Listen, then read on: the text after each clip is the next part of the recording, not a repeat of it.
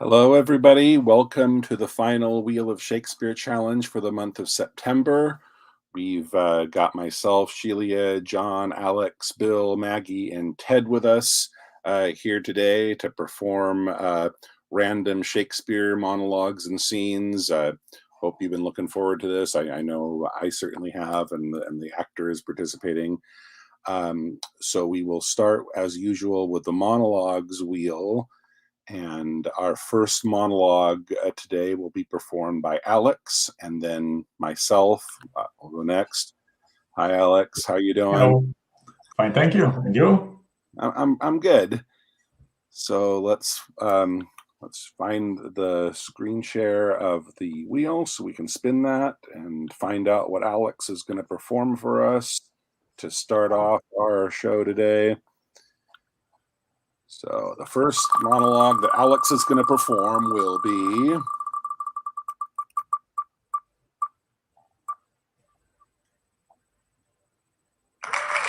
Constance from King John. Grief fills the room up with my absent child. King John, Act 3, Scene 4, about 98 lines. Right. 3, 4.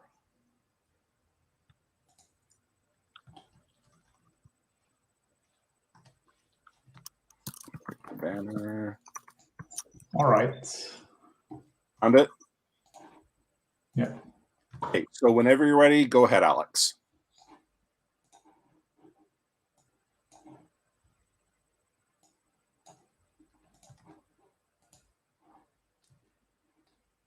Grief fills the room, right?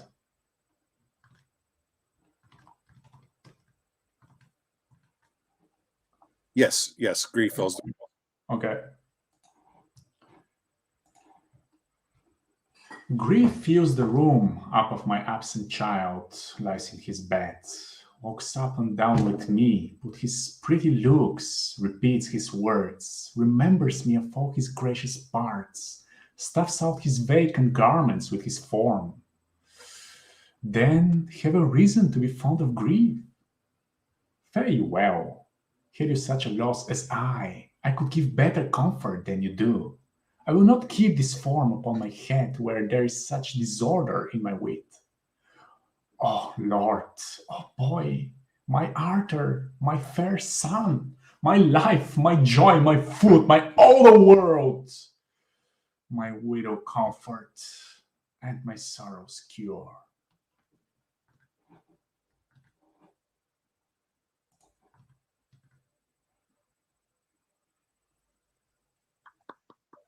Okay, great.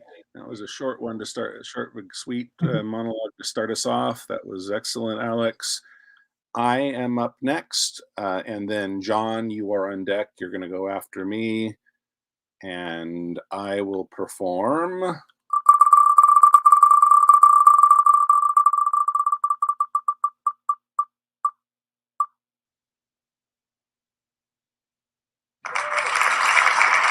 Olivia from Twelfth Night. Oh, what a deal of scorn looks beautiful. Act 3, Scene 1.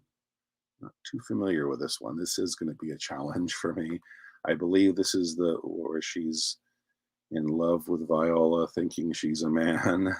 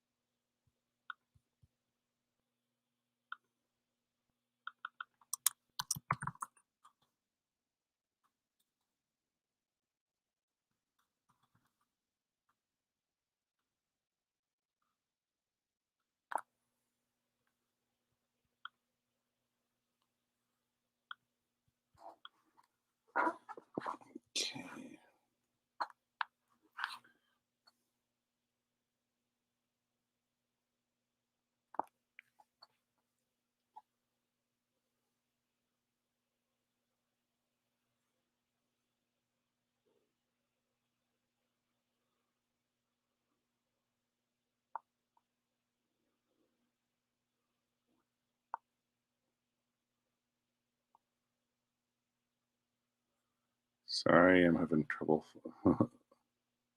Okay, here we go.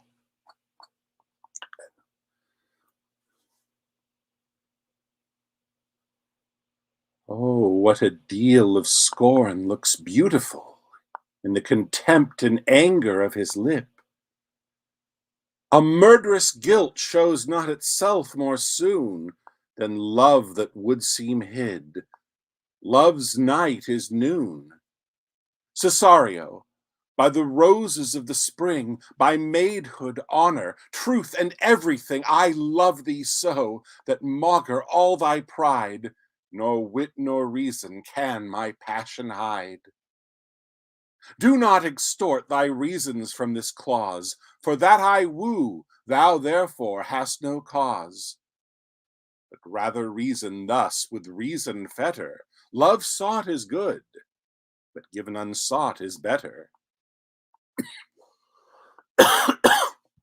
Excuse me. Okay. Another good short but sweet one. So John is up, and Bill, you are on deck. You'll go after John.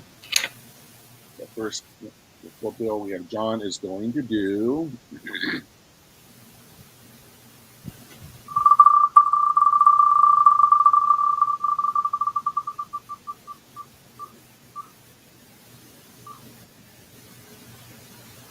Othello, her father left her, responding to Barbencio, and he's objecting to the marriage.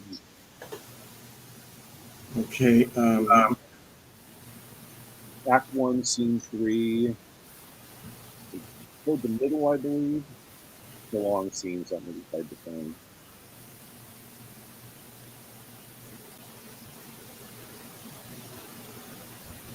And who is speaking, please? It is Othello himself speaking. And his first words are, please? I believe it's her father loved me.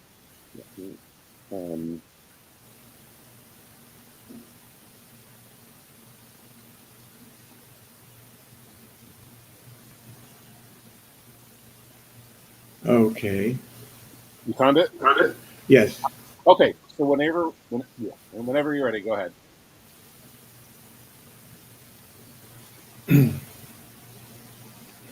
Her father loved me, oft invited me, still questioned me the story of my life, from year to year, the battles, sieges, fortunes that I have passed. I ran it through, even from my boyish days, to the very moment that he bade me tell it, wherein I spake of most disastrous chances, of moving accidents by flood and field, of hairbreadth escapes in the imminent deadly breach, or being taken by the insolent foe and sold to slavery, of my redemption thence and portents in my travels history, wherein of Antra's vast and deserts idle, rough quarries, rocks, and hills whose heads touch heaven, it was my hint to speak. Such was the process. And of the cannibals that each other eat, and the anthropophagi and men whose heads do grow beneath their shoulders. This to hear would Desdemona seriously incline, but still the house affairs would draw her thence, whichever as she could with haste dispatch, she'd come again, and with a greedy ear devour up my discourse, which I observing took once a pliant hour, and found good means to draw her from her prayer of earnest heart, that I would all my pilgrimage dilate, whereby parcels she had something heard, but not intentively. I did consent, and often did beguile her of her tears, when I did speak of some distressful stroke that my youth suffered. My story being done, she gave me for my pains a world of sighs. She swore in faith 'twas strange, 'twas passing strange, 'twas pitiful, 'twas wondrous pitiful. She wished she had not heard it, yet she wished that heaven had made her such a man. She thanked me, and bade me, if I had a friend that loved her, I should but teach him how to tell my story, and that would woo her. Upon this hint I spake. She loved me for the dangers I had passed, and I loved her that she did pity them. This only is the witchcraft I have used. Here comes the lady, let her witness it.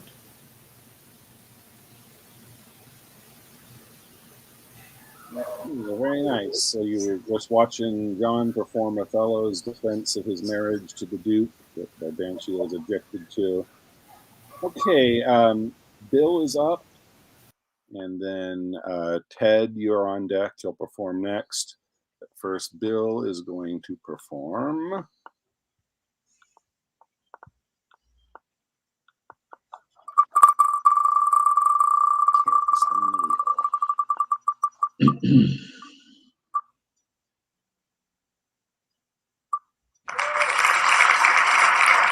Okay, the Countess of Rousillion from All's Well That Ends Well. What angel shall bless this unworthy husband, referring to her son for refusing to take the wife that she arranged for him, and the king arranged for him. Angel shall All's Well That Ends Well, Act 3, Scene 4.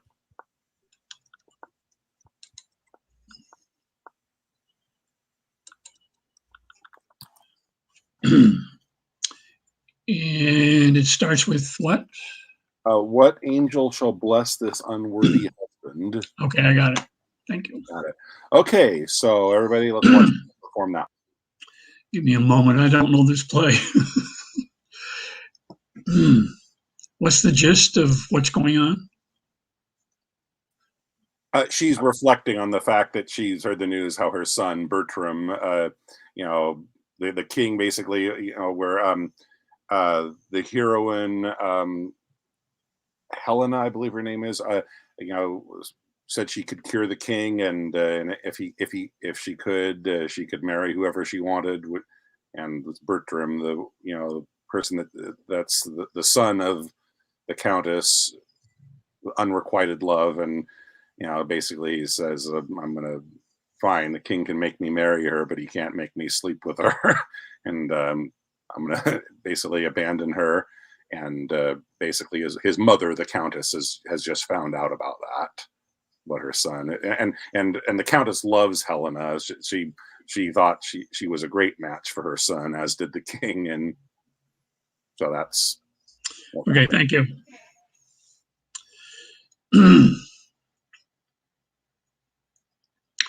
What angel shall bless this unworthy husband? He cannot thrive unless her prayers, whom heaven delights to hear and loves to grant, reprieve him from the wrath of greatest justice. Right, Rinaldo, to this unworthy husband of his wife. Let every word weigh heavy of her worth that he does weigh too light. My greatest grief, though little, he do feel it, set down sharply. Dispatch the most convenient messenger. When haply he shall hear that she is gone, he will return. And hope I may that she, hearing so much, will speed her foot again, led hither by pure love. Which of them both is dearest to me, I have no skill and sense to make distinction. Provide this messenger, my heart is heavy, and mine age is weak. Grief would have tears, and sorrow bids me speak. End scene. okay. Very nice. Okay, Ted is up, and Sheila is on deck. Ted goes, and then Celia. Okay, and Ted is going to perform.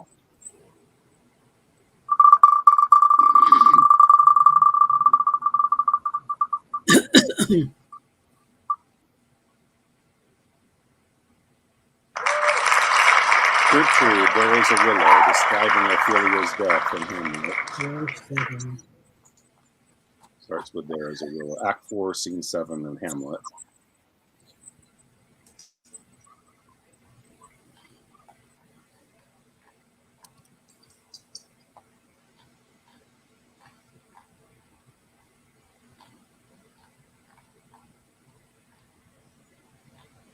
I believe it's the very end of the scene, announcing Ophelia's death.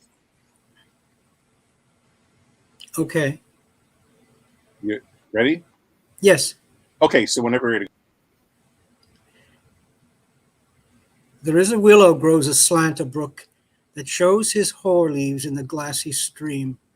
There with fantastic garlands did she come, of crowflowers, nettles, daisies, and long purples, that liberal shepherds give a grosser name, but our cold maids do dead men's fingers call them.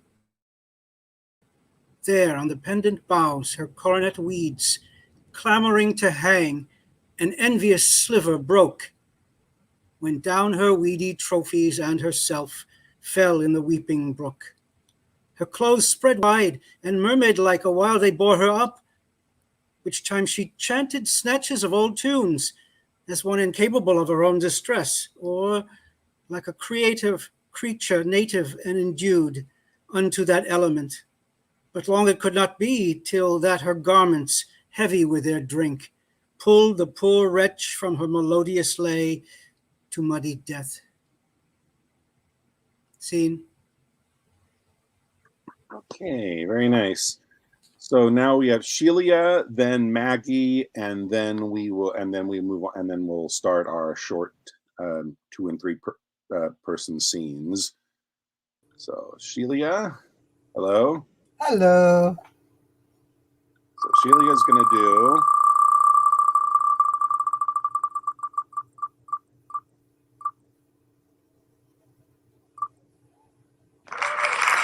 I know it's an Oberon from Midsummer Night's Dream with a wild tenant. Short one with it's toward the end of the scene, I believe, giving instructions to Puck to anoint the lover's eyes and set in motion the hilarity that ensues. And this a short one that's in all rhyming couplets. Let's see. Okay, and he starts with "Give me something." Yes, all right. I know what they. Yeah, if you want to do that before then you can do that as well. So whenever you're ready, go ahead. I know a bank where the wild thyme blows, where oxlips and the nodding violet grows, quite over-canopied with luscious woodbine, with sweet musk roses, and with eglantine. There sleeps Titania sometimes of the night, lulled in these flowers with dances and delight. And there the snake throws her enameled skin, weed wide enough to wrap a fairy in.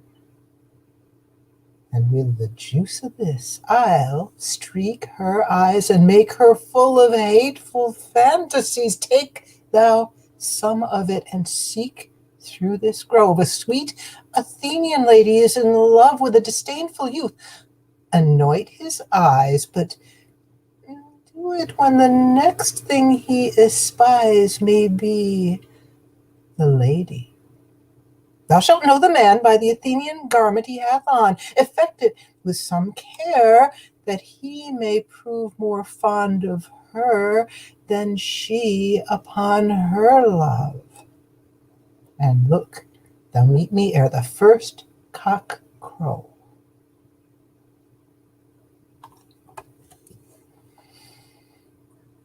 Okay, nice. Okay, so our last monologue before we start the short scenes will be done by Maggie. Hello, Maggie.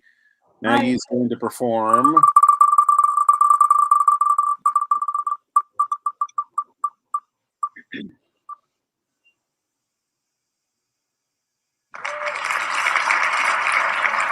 King Henry upon the king.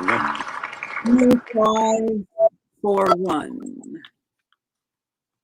Mr. Henry V, Act 4, Scene 1. Act 4, Scene 1. And there's several. So, oops, I lost it. It's gone. So where am I going to start? Act 4. Yeah, I have that. Toward the end of the scene, after the people that,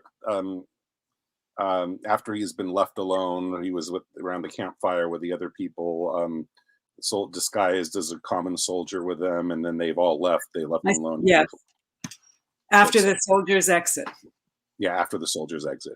Okay. So whenever you're ready, go ahead. Okay.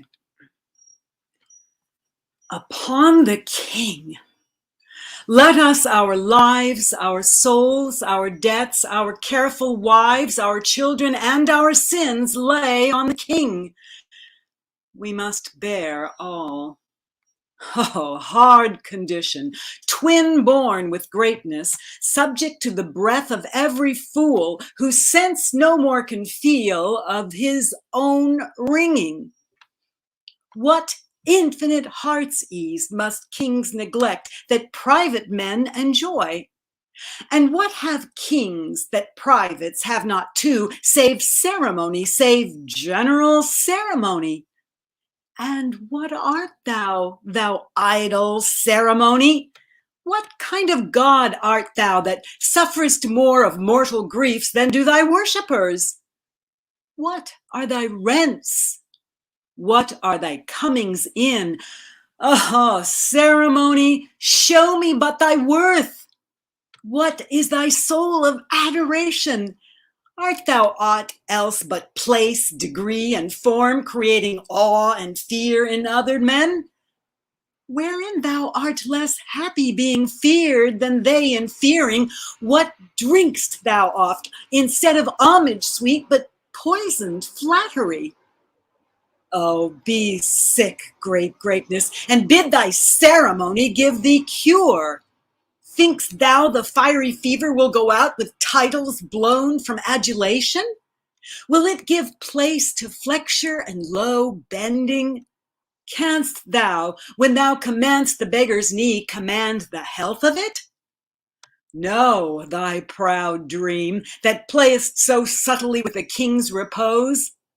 I am a king that find thee, and I know 'tis not the balm, the scepter and the ball, the sword, the mace, the crown imperial, the intertissued robe of gold and pearl, the farced title running for the king, the throne he sits on, nor the tide of pomp that beats upon the high score of this world. No, not all these thrice gorgeous ceremony, not all these laid in bed majestical, can sleep so soundly as the wretched slave who with a body filled with vacant mind gets him to rest, crammed with distressful bread, never sees horrid night, the child of hell, but with a lackey from the rise to set sweats in the eye of Phoebus, and all night sleeps in Elysium.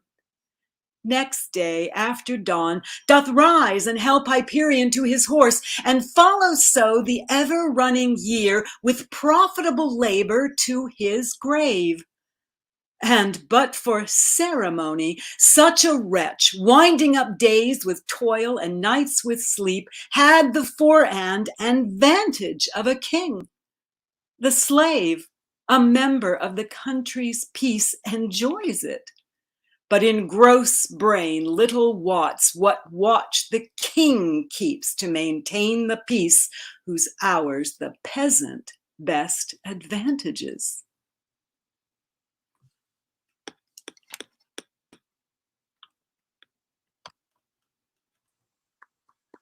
Okay, very nice. So that does it for our monologues for today. Let's go back to the wheel, well, to a new wheel, the wheel that has 2- and 3-person scenes on it. We've got 7 actors with us today, so we'll need to spin enough scenes to give a role to 7 actors. The first scene will be spinning.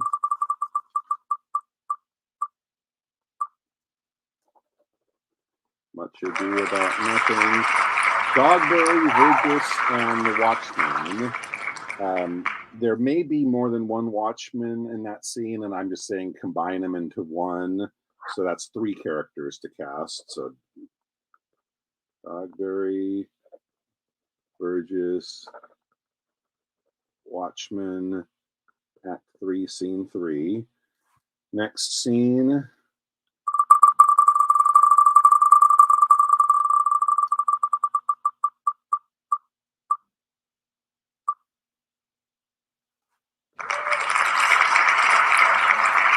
Antony and Cleopatra. That's Act 5, Scene 2. That's Cleopatra. I think that's the final I think that's the final scene in the pyramid. Dolabella is one of Caesar's soldiers.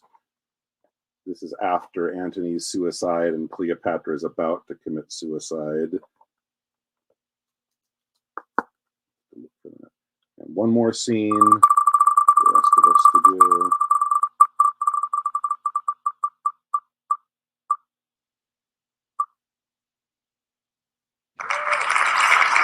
The Tempest, first scene, Prospero and Miranda. So that is exactly one of the scenes is 3 players. So it will be that's 7 rolls for everybody.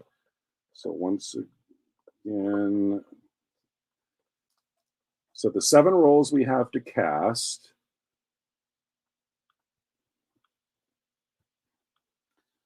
Before we start spinning to see whose turn it is to pick first, just once again, Dogberry, Vergis, and the Watchman in Much Ado About Nothing, Act 3, Scene 3. Cleopatra and Dolabella in the final scene of Antony and Cleopatra. And Prospero and Miranda in the opening scene. I'm sorry, actually not the opening scene, second scene of The Tempest.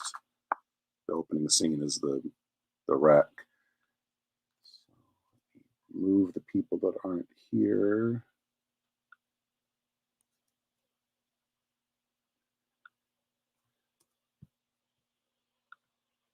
Okay, so the person who gets to make the first choice amongst those 7 rolls will be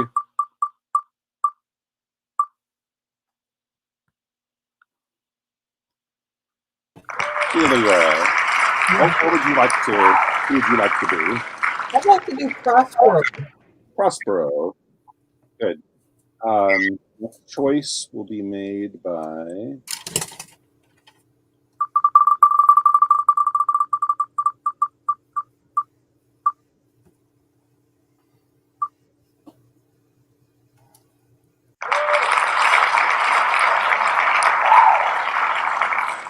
Alex, who would you like to be? Good question. I'd like to be Miranda. What's that? I would like to be Miranda from The Tempest. Oh, Miranda. Okay.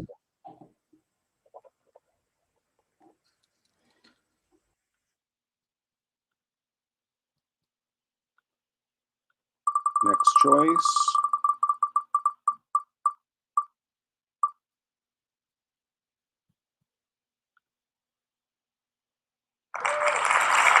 Bill, what would you like?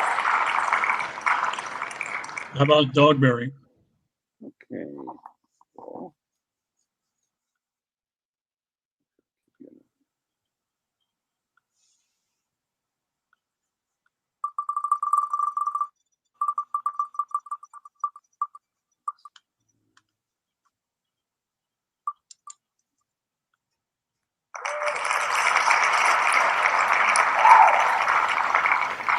John, what would you like?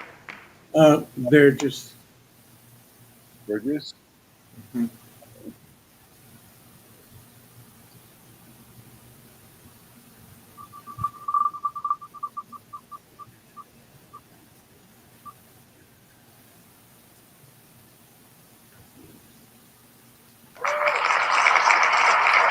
Ed?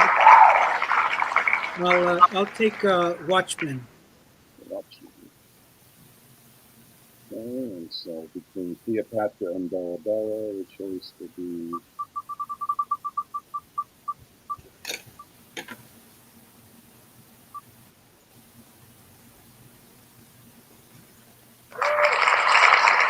Maggie, I assume you're going to be Cleopatra. We'll keep my gender and take Cleopatra. Okay, and then I'll be Dolabella. And I'm also looking for my charger to charge my live laptop. So I hope we're not first. No, we're not. We're okay, second. Great. So first we have Much Ado About Nothing, Dogberry, Business, and the Watchman. Then we'll do you and me and Anthony and Cleopatra. Then Sheila and Alex in the Compass as Prospero and Miranda. Let me find the scene. Much Ado. Have the 3 of you found the place to start? I have. Uh-huh. Let What me bring scene it is to that? Act 3, Scene 3. Okay. Oh, yeah, so it actually starts. Yeah, so I believe there are a couple watchmen that respond. We can just have one person do all. No, we should do it. So I will combine all the watchmen. Yeah, so yeah, all basically the two nitwits who are directing the watchmen. It will be like, imagine there's only one watchman that they're giving the instructions to. That work? Yeah. Okay, so Bill will start it off whenever we're ready. Wait. Sorry, I forgot to hit the banner. Let me do that before we start.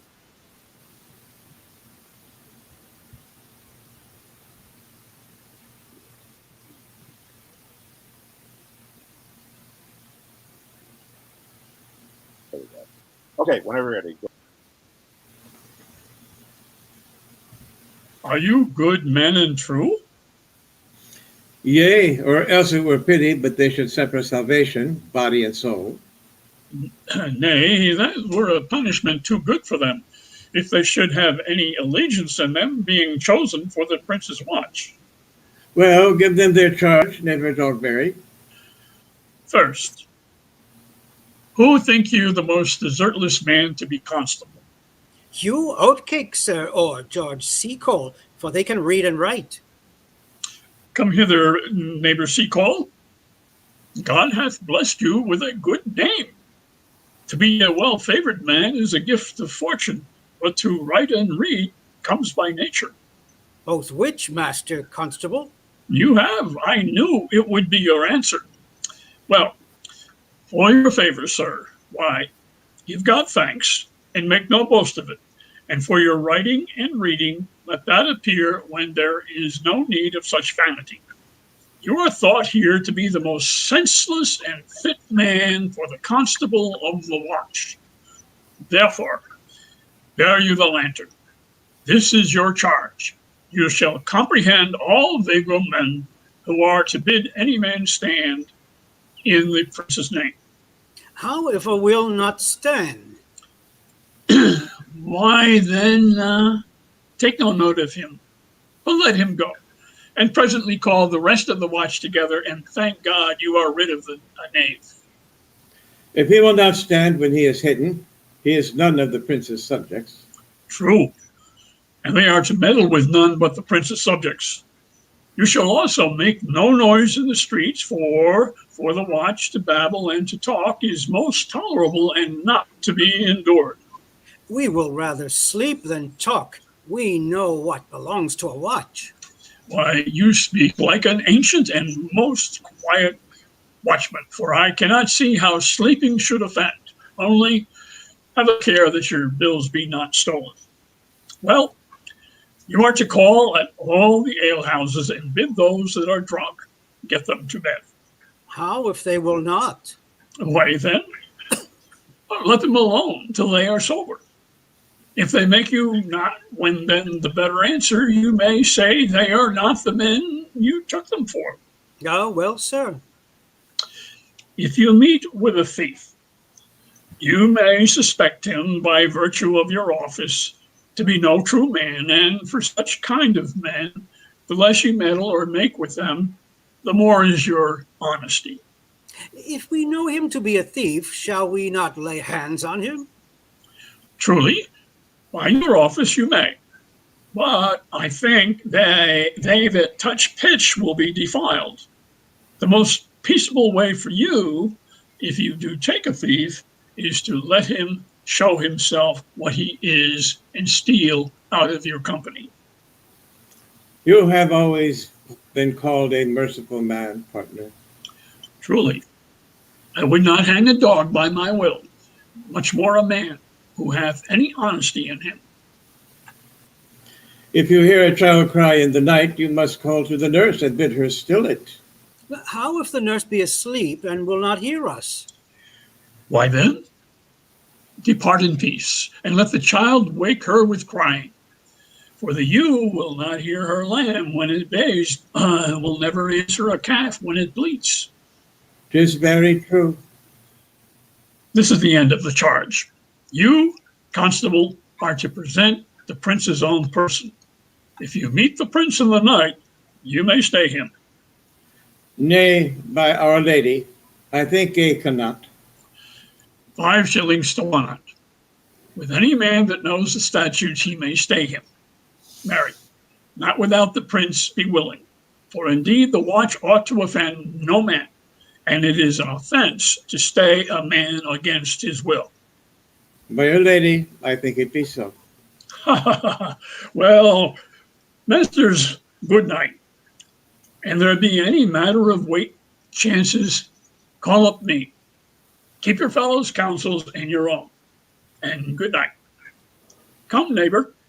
Well, masters, we hear our charge. Let us go sit here upon the church bench till 2, and then all to bed. One word more, honest neighbors. I pray you, watch about Signor Leonato's door.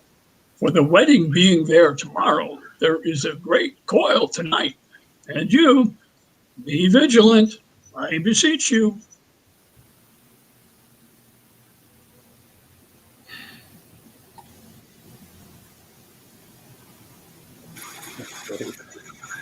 Great job, you guys. Love Dogberry's parts in that play.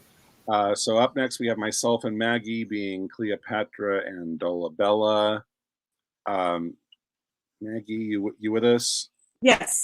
Okay. Yeah, we can't see you. Your camera's off. Oh, I'm sorry. Yeah, I was on too long before. So okay, Well, there we like, go. Sorry about that. I found the place when exit Proculaeus and soldiers, and it's just Dolabella and Cleopatra on stage. It starts with most noble empress. You're in the same place I am. I was, and then somehow. Oh yes, I have it. So okay. So that's where we're going to start with most noble empress. Okay. Yes. Okay.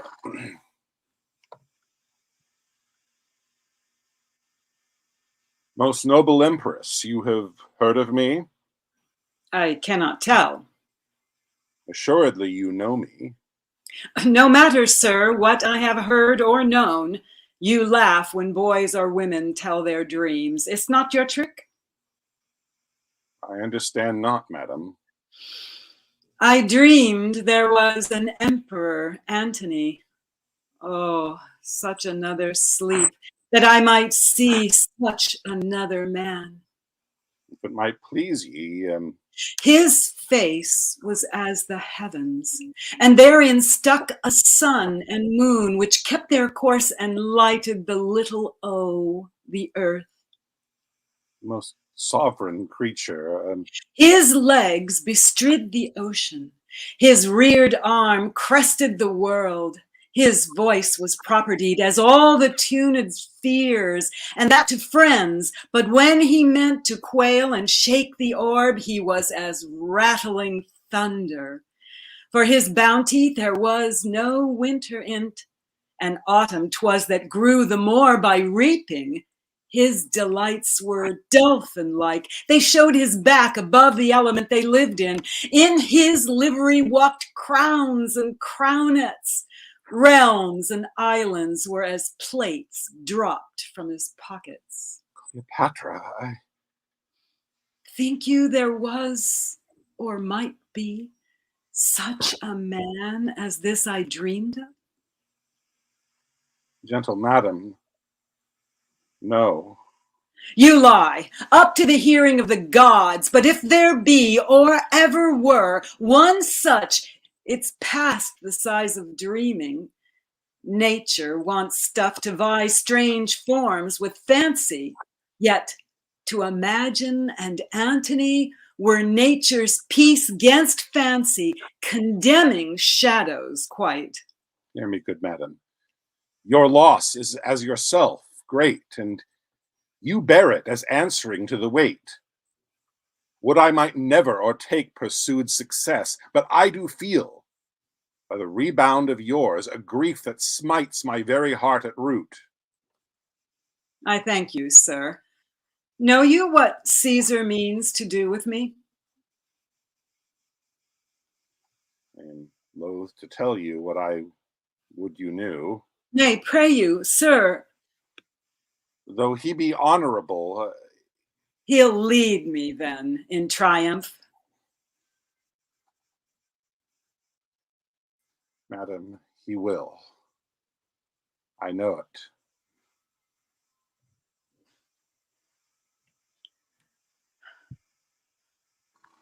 Okay, great. So lastly, we have Sheila and Alex are going to be Prospero and Miranda.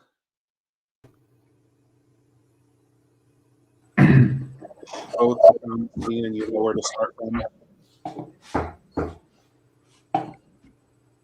You two, are you with us? Yep, I'm ready. Okay. So you're both okay. So whenever you're ready, go ahead. Prospero and Miranda from The Tempest to wrap up our show for today. If by your arts, my dearest father, you have put the wild waters in this roar, allay them. The sky, it seems, would pour down stinking pitch, but that the sea, mounting to the welkin cheek, dashes the fire out. Oh, I have suffered with those that I saw suffer. A brave vessel who had, no doubt, some noble creature in her, dashed all to pieces. Oh, the cry did knock against my very heart. Poor souls, they perished. Had I been any god of power, I would have sunk the sea within the earth of our ear. I should the good ship so have swallowed, and the frowning souls within her. Oh, be collected, no more amazement. Tell your piteous heart there's no harm done. Oh, would they? No harm. I have done nothing but in care of thee, my dear one, thee, my daughter, who art ignorant of what thou art, not knowing of whence I am, nor that I am more better than Prospero, master of a full poor cell, and thy no greater father. More to know did never meddle with my thoughts. 'Tis time I should inform thee farther. Lend thy hand and pluck my magic garment from me. So. Lie there, my art. Wipe thou thine eyes, have comfort. The direful spectacle of the wreck which touched the very virtue of compassion in thee, I have, with such provision in mine art, so safely ordered that there is no soul, no, not so much perdition as an hair betid to any creature in the vessel which thou heardst cry, which thou sawest sink. Sit down, for thou must know now thy father.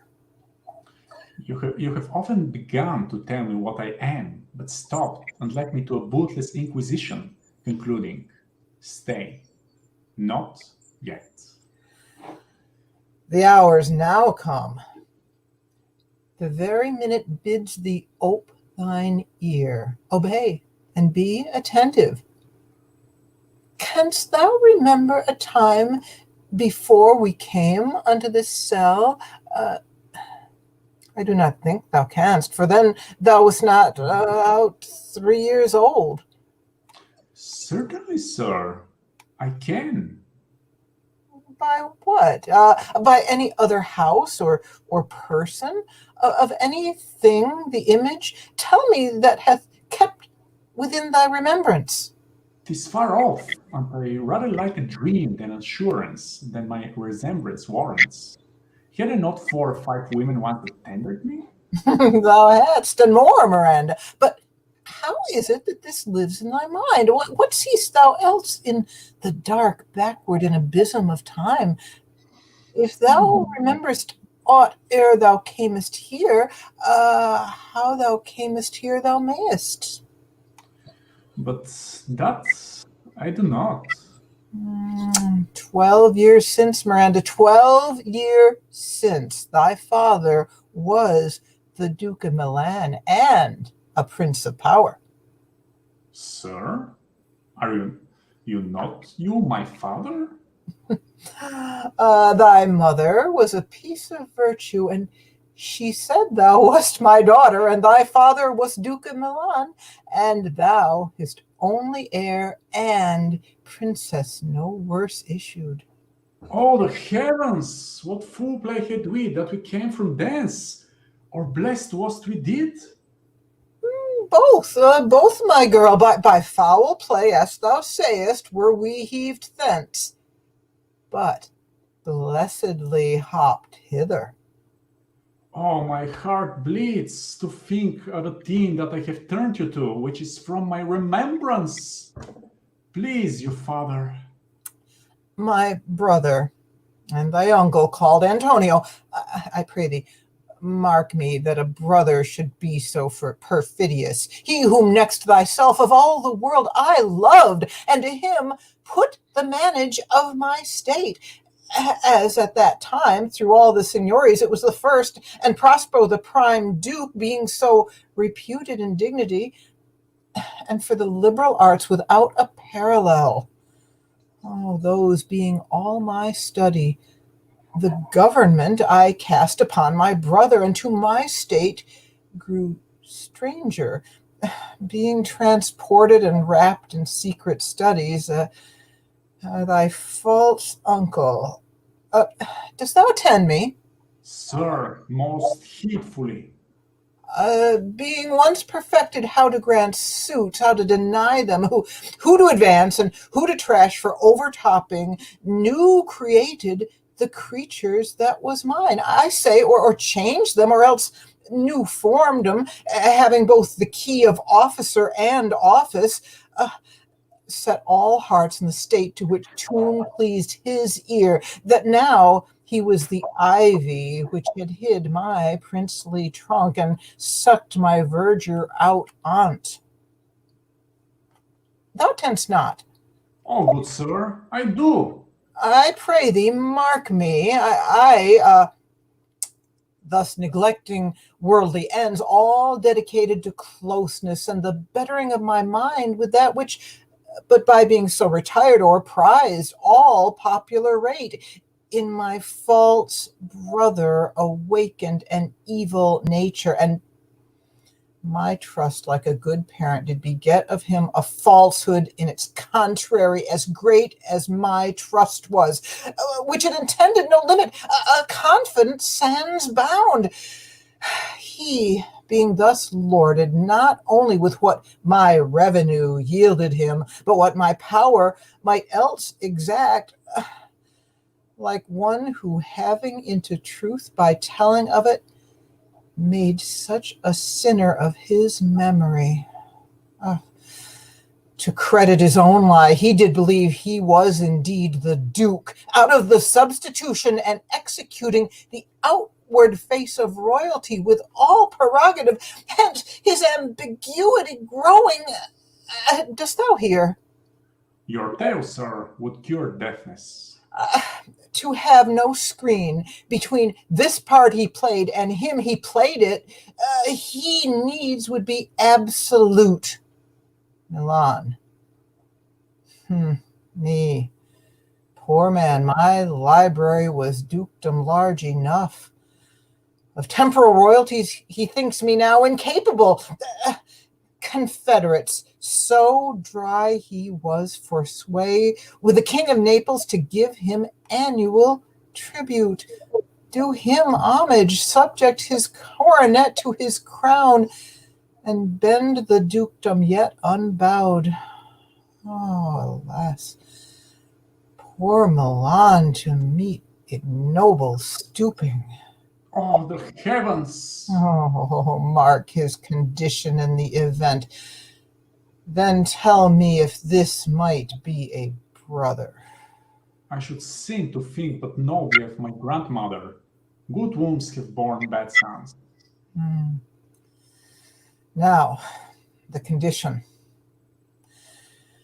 The King of Naples, being an enemy to me inveterate, hearkens my brother's suit, which was that he, in lieu of the premises of homage that I know not how much tribute, should presently extirpate me and mine out of the dukedom, and confer Milan with all the honors on my brother. Whereon a treacherous army levied one midnight, fated to the purpose did Antonio open the gates of Milan, and in the dead of darkness the ministers for this purpose hurried thence, me and thy crying self. Alack, for pity! I, now not remembering how I cried out then, will cry it o'er again. It is a hint that rings mine eyes to it. Here a little further, and then I'll bring thee to the present business, which now upons, without the which the story were most impertinent. Wherefore did they not that hour destroy us? Well demanded, wench. My tale provokes that question. Dear, they durst not, so dear the love my people bore me, nor set a mark so bloody on the business, but with colors fairer painted their foul ends. In few, they hurried us aboard a bark, bore us some leagues out to sea, where they prepared a rotten carcass of a boat, not rigged, nor tackle, sail, nor mast. The very rats instinctively had quit it. There they hoisted us to cry to the sea that roared to us, to sigh to the winds, whose pity, sighing back again, did us but loving wrong. Alack, what trouble was it then to you? Oh, a cherubim thou wast that did preserve me. Thou didst smile, infused with a fortitude from heaven, when I have decked the sea with drops full of salt under my burthen groaned, which raised in me an undergoing stomach to bear up against what should ensue. How came we ashore? By providence divine. Some food we had, and some fresh water that a noble Neapolitan Gonzalo, out of his charity, being then appointed master of this design, did give us, with rich garments, linens, stuffs, and necessaries, which since have steaded much. So of his gentleness, knowing I loved my books, he furnished me from mine own library with volumes that I prize above my dukedom. Would I might but ever see that man? Well, now I will arise.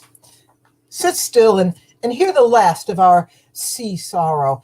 Here in this land we arrived, and here have I, thy schoolmaster, made thee more profit than other princesses can that have time for vainer hours and tutors not so careful.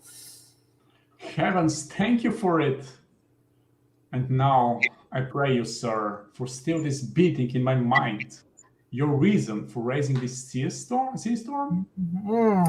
No, thus far forth, by accident most strange. Bountiful fortune now, my dear lady, hath mine enemies brought to this shore, and by my prescience I find my zenith doth depend upon a most auspicious star, whose influence, if now I court not, but omit, my fortunes will ever after droop. Here, cease more questions. Thou art inclined to sleep. 'Tis a good dullness, and give it away. I know thou canst not choose.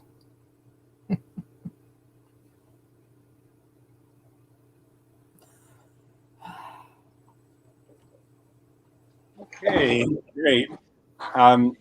Saying every time there was the reference to Prospero's library and his books, I saw the background that Alex got. I was like, There they are. The setting is perfect. They're right there in Prospero's library with all his books. I should have been gesturing, Alex, behind you. Okay, well, that was great. We had a great show today, and I know in terms of what's coming, I don't think tomorrow, it's a week from tomorrow, Eager Beaver Shakespeare is doing Comedy of Errors, myself and Sheila are in that. Looks like, I was looking at the cast list, it doesn't look like Ted's joining us for that one, but that's a week from tomorrow. I'll try to share it here to the YouTube channel as well. Anybody else have any other announcements to add before Henry's Gilgamesh is this evening. Oh, yeah. So yeah, Henry is. Do you have the link to that, or you maybe share it? I know he sent it. He sent it to me and Maggie. I don't know if he sent it to everybody. He did. Yes. Oh, good. Excellent. Okay. So yeah, I'll look for that, and I'll share it in the comments to this when we go out.